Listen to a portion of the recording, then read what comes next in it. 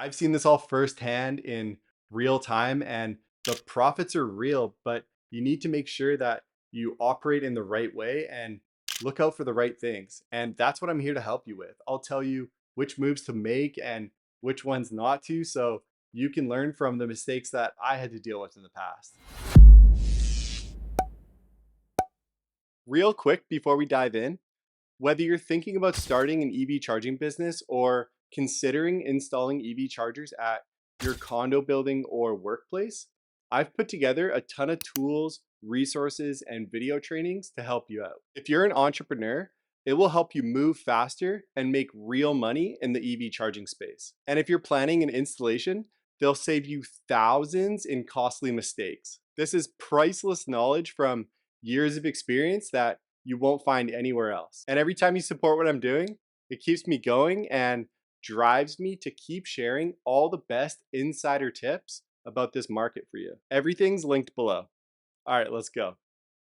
Okay, so our dream scenario of what we're looking for in a business to install our EV chargers. Yeah, it would be great if we could get the chargers in at like Walmart or Costco or some monstrosity where people are there all day, every day. But to get in with these giant corporations, it can be tricky and a little more time consuming. So until we get our reputation up and our brand established, we're going to start with just a local business. Maybe they own one or two locations and we can get a yes or no from them pretty quick. Also, our offer might hold more value for these smaller businesses. You know, if we're willing to pay for everything, then it might be a bigger value add than if it was Walmart. You know, they're not going to care about a couple grand here and there. So we find a bunch of these spots on Google Maps. You know, they're off busy areas or near other amenities. Like if it's a business near a mall or somewhere that's very walkable where people can leave their car and, you know, go walk around for a few hours and run a few other chores or whatever they need to do, then that's beautiful. That's what we're looking for. Those spots are money. So we put out a few feelers, you know, we own our business. So it's probably going to be us that's starting out just like I had to do and, you know, hit the streets and go knock on doors, have a little offer sheet, maybe ask to talk to the owners and pitch the concept or, you know, I'm a big fan of video. So if there's a way that you can go online and just target these places directly so they can understand your offer in 30 seconds or less. So what we're trying to do here is get them to agree to what's called a site visit. We're not looking for them to say yes to our offer right out of the gate. I mean, that would be pretty amazing, but we actually don't necessarily want them to.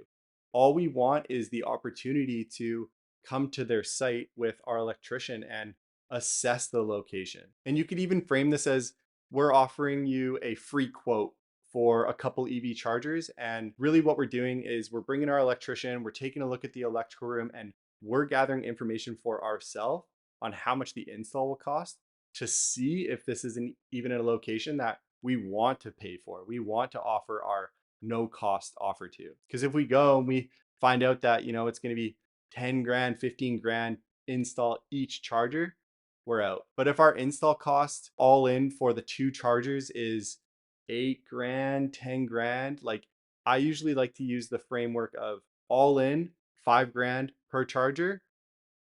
Let's go. Because then we can make our money back in a reasonable amount of time. Even if the charger has a low utilization rate, then we're not completely losing our money. If we only make 1,500, 2 grand a year from the charger, that's okay. We'll still break even in, you know, 2.5 years, 3 years. But let's say it's 5 grand install and, you know, it's a great location. We could break even in a year. And if we get money back from the government, I mean, I don't want to get ahead of myself, but 6 months, 9 months, especially in, you know, 5 years from now when there's lots of EVs on the road, this thing will just be a little cash machine for you. So once we do our site visit, then you might want to put together a little offer, what the terms are, how much the project costs, how much you're paying for it. It's always nice when they can see, oh wow, this thing costs 12 grand and, you know, these guys are willing to pay for everything. Like that's great. But run the numbers and make sure that you know that this thing is going to make you some money. You're not going to just completely lose money on the project. Maybe check out the area, see if there's any other EV chargers in the area. If there's a DC fast charger right next door, stay away because if you're driving an EV and need to power up, you're not going to sit at a level 2 charger for a couple hours when you could just go to a DC fast charger for way less time. So feel out the area, feel out if this, is going to be a good opportunity for you. Make a little pitch deck, explain to the owner what the terms are, be very transparent as a salesperson. I always put everything on the table so, nothing jumps out at them and surprises them down the line. It's always best to be really upfront. I mean, frame it in the way that makes the most sense to them and is appealing to them and how much value you're offering them, but don't hide anything. They'll sit with it for a couple weeks, couple months, and then you got to do the old sales game of, following up respectfully once in a while, checking in. But that's okay because we're planting our seeds. We're planting our seeds. We're trying to get as many little leads out there as we can. And my lead list was long of all the site visits I did, 50, 60, probably in the last couple EV charging companies, probably did, well over 100 site visits. In my total sales career in my previous industries that I worked at, I swear I've done over like 500 site visits, but that's just me reminiscing, I guess. The idea is you want to just get out there and create as many opportunities as you can because it's not like you're going to find one. They're going to say yes right out of the gate. So you want to plant all your seeds and then you just got to water them by following up, checking in, maybe stopping by. And once you get one, do your best to obviously make sure it's a great experience for them and then ask if you can use them as a reference for your next spot. Businesses are actually a great location to target if they check all our boxes, if we pay for the charges so we own them, and if they're in a busy area where we can get some high utilization and make a pretty substantial profit that covers our capital investment. And if you're looking to start your own EV charging business and need some tips or advice, I'm happy to help.